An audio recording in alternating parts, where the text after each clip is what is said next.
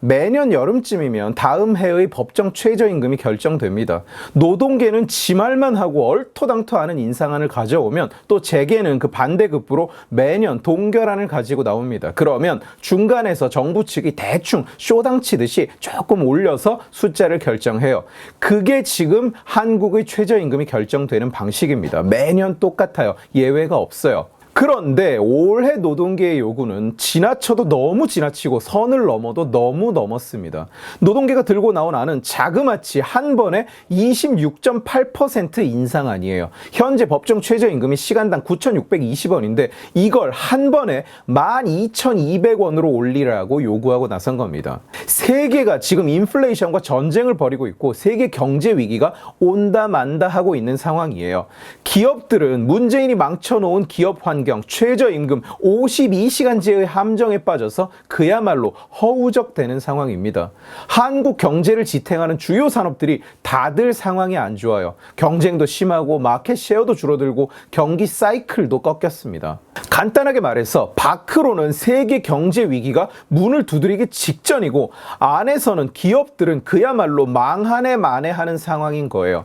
영세상인들은 길에 나앉게 생긴 사람들도 부직 있습니다. 여러분 당장 배민이나 쿠팡 이츠에 들어가서 한번 보세요. 여러분이 단골로 시켜 먹던 음식점 중에 문 닫고 없어진 곳이 엄청 많습니다. 그런 와중에 최저임금을 한 방에 26.8%를 인상하라는 거예요. 이 상황에 원래 앞뒤 없이 지 말만 하는 게 노동계라지만 이건 정말로 너무 지 말만 하고 있어요. 기업이 망하든가 말든가 나라가 문을 닫든가 말든가 그냥 지는 월급을 올려받아야겠다는 겁니다. 한 방에 27%를. 기업이 전부 다 망하면 노동계 지들끼리 서로 노동만 해주고 먹고 살겠다는 건지 뭔지 알 수가 없어요. 그러면 한 방에 26.8% 인상이라는 얼빠진 안을 들고 나온 이유가 뭐냐? 그 배경이 뭐냐? 생활비가 그만큼 필요하니까 라고 합니다. 뭐 월 적정 생계비에 가구당 평균 소득원을 곱하고 어쩌고 저쩌고 긴 얘기를 정리하면 인당 월 255만 2천 원을 받아야 생활이 된다. 이 얘기예요. 생활이 되려면 인당 255만 원을 받아야 하므로 사장이 그 돈을 줘야 한다. 월급이 255만 2천 원이 되려면 시급이 12,200원이 돼야 된다고요. 대체 저 사람들이 얘기하는 적정 생계비라는 게 무슨 기준인지 모르겠는데 뭐 검색해보면 이러쿵저러쿵 잔뜩 설명은 해요. 그런데 지 마음대로 얼마가 필요하다고 계산을 해놓고는 그걸 채워 넣으라고 남한테 요구를 하고 있는 꼴이 됩니다. 사장들도 월 255만 원 못 가져가는 사람이 널렸어요. 편의점 알바는 월 200만 원이 넘게 벌어가는데 편의점주 가족은 월 180만 원 가지고 생활하는 경우도 많습니다. 그런데 지네 마음대로 지들이 얼마가 필요하니까 거기에 맞게 돈을 주라는 얘기예요. 이게 얼마나 말이 안 되는 액수, 말이 안 되는 요구냐? 2022년 기준 한국 4인 가족의 중위소득이 512만 원입니다. 4인 가족의 중위소득. 그러니까 4인 가족에서 2명이, 4인 가족이면 대개 부모와 독립생계를 영위하지 않는 자식 2명을 이야기해요. 그러면 4인 가족에서 2명이 최저임금만 받고 일을 한다. 그러면 단박에 그 가정이 한국의 중위소득이 된다는 얘기입니다. 인당 255만 2천 원을 받으니까 합치면 510만 원이 넘죠. 최저임금만 받아서 중위소득이 된다는 건 계산법이 틀렸다는 거예요. 그게 무슨 최저임금입니까? 그것만 받아도 나라의 경제 인구의 중간이 돼버리는데. 제가 몇 년째 반복적으로 이야기합니다만 임금이라는 것은 네가 필요한 만큼 받아가는 게 아닙니다. 네가 생산한 만큼 받아가는 거예요. 생산한 가치만큼. 그렇기 때문에 숙련자는 비숙련자보다 급여가 높고 기술 레벨이 높아지면 연봉이 같이 높아지는 겁니다.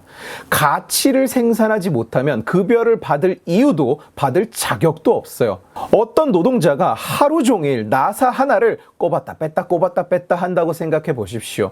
매일 8시간씩 그 짓을 한 달을 하고 나면 얼마를 받아야 됩니까? 노동계는 월급 255만 원을 받아야 한다고 주장하겠죠. 왜? 생활을 하려면 255만 원이 필요하니까. 그러나 그 노동자는 아무런 가치를 생산하지 않았어요. 그러면 급여를 받을 자격이 없는 거예요. 월급은 0원입니다. 그게 월급이 결정되는 프로세스예요. 내가 필요한 돈이 얼마인지 계산을 해서 고용인한테 그걸 요구하는 게 아니라고요.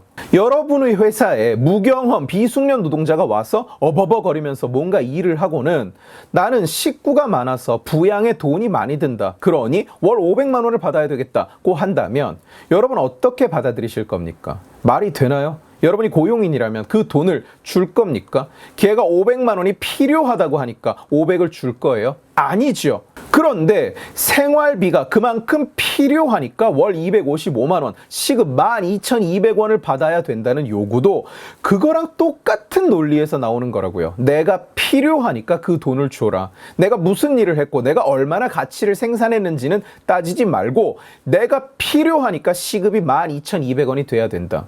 시작부터 틀려 먹은 겁니다. 이 계산법은.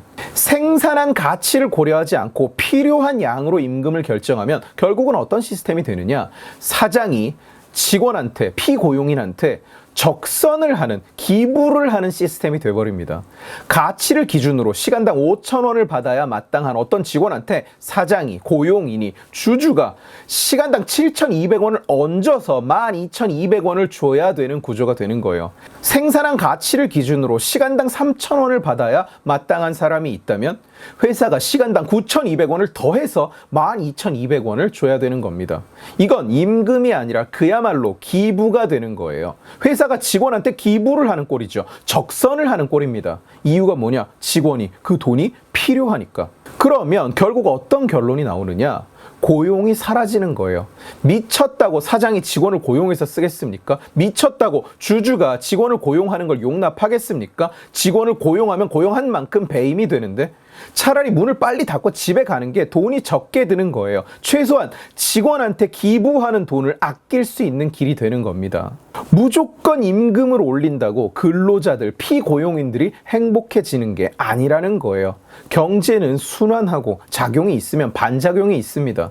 돈을 받는 사람이 있으면 그 돈을 주는 사람도 있고 누군가가 돈을 더 받으면 누군가는 돈을 덜 가져갑니다. 돈이라는 것은 하늘에서 공짜로 떨어지는 게 아니기 때문이에요. 돈은 한정된 자원이기 때문입니다. 여러분, 제가 지금 너무 뻔한 얘기, 너무 당연한 얘기를 하는 것 같죠? 그런데 좌측은 전통적으로 이 사실을 전혀 이해를 못해요. 그냥 돈이라는 것이 비가 내리듯이 하늘에서 내린다고 착각을 하고 그걸 사악한 자본가와 기업인들이 댐을 쌓아서 못 흘러가게 막고 있는데 이걸 법으로 댐의 수문을 좀 더 열면 자기들이 돈을 더 받을 수 있다. 생활이 더 풍족해진다. 이렇게 생각을 하는 겁니다. 그런 착각이 바탕을 이루고 있으니까 그렇게 줄 돈이 없다. 그렇게 임금을 올리면 망한다는 얘기가 무슨 뜻인지 이해를 못하는 거예요. 돈은 하늘에서 무한히 내리는 눈, 비, 바람 같은 건데 탐욕에 쩔어 있는 사장들이 그걸 나눌 생각을 안 한다고. 그래서 법을 만들어서 강제로 분배하게 해야 된다고.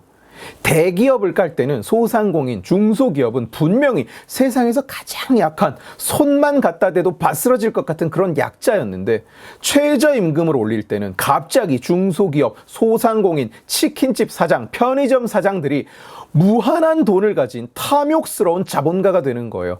그냥 법으로 정하기만 하면 돈이 무한히 나오는데 정부가 자본가와 결탁해서 그걸 못하게 막네?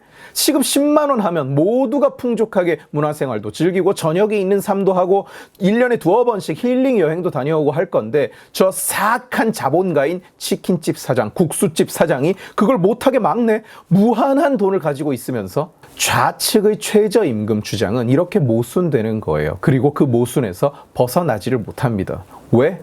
돈이 한정된 자원이라는 사실을 이해를 못하니까요. 알바한테 50만 원을 더 주면 사장이 50만 원을 덜 가져가게 된다는 사실을, 그리고 심지어 사장보다 알바가 돈을 더 많이 벌게 된다는 사실을 받아들이지를 못하니까요. 아무리 설명해줘도 그걸 이해를 못하니까요. 그러니 매년 똑같은 소리를 하고 앉아있을 수밖에요.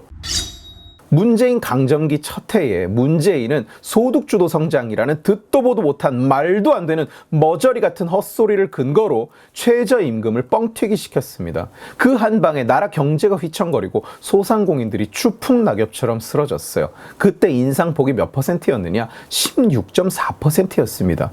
단 16.4%에 나라 경제가 쓰러질 뻔했어요.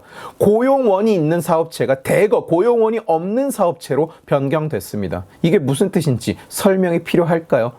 그런데 이제 노동계는 27%라는 인상안을 들고 나와서 억지를 쓰고 앉았어요. 내가 필요하니까 그 돈을 달라고, 내가 무슨 기여를 했는지 묻지 말고, 사장이 그 돈을 줄 수 있는지 없는지도 묻지 말고, 그냥 내가 필요하니까 그 돈을 내놔라. 최저임금이 매년 올라야 된다는 것도 말이 안 되고, 지금처럼 무슨 인기 투표하듯이 여기저기서 쪽지를 모아서는 더 강한 주장을 하는 놈이 무조건 승자가 되는 괴상한 주먹구구식 최저임금 결정 프로세스를 운용하는 것도 어처구니 없는 일입니다. 그러면 매년 노동계는 말도 안 되는 숫자를 요구하고, 재계는 매년 동결안만 주장하고, 차마 깎자고 얘기는 못해서요. 결국 노동계는 30%쯤 요구하고, 재계는 동결을 요구했으니까 대충 중간 어드매쯤인 11%쯤으로 합시다. 이런 머저리 같은 결정 프로세스 자체가 말이 안 된다는 얘기예요. 그러면 노동계가 미친 척하고 한 47%쯤 인상하자고 억지를 부렸으면 인상폭이 11%가 아니라 13%, 14%쯤 될 겁니다. 이게 말이 되는 시스템인가요? 그냥 어거지 크게 쓰는 놈이 이기는 구조가? 그 한 방에 소상공인들의 명줄이 왔다 갔다 하는 구조가? 최저임금위원회 같은 거 당장 없애야 됩니다. 그리고 최저임금은 그저 최저임금일 뿐이에요. 생계를 영위할 수 있는 돈을 매년 지들 마음대로 계산을 한 다음에 그걸 가지고 쇼당을 치는 게 아닙니다. 인상할 이유가 없으면 동결이 당연한 거고, 인상하려면 그럴 만한 치밀한 이유를 제시해야 되는 겁니다. 내가 필요하니까 같은 나사 빼닦이는 개소리는 집어치우고요. 오늘 지식의 칼은 여기까지입니다. 재미있게 보셨으면 지식의 칼 채널을 구독해 주시고 이 영상을 주변에 공유해 주세요. 여러분들이 공유해 주시면 설득은 제가 하겠습니다. 고맙습니다.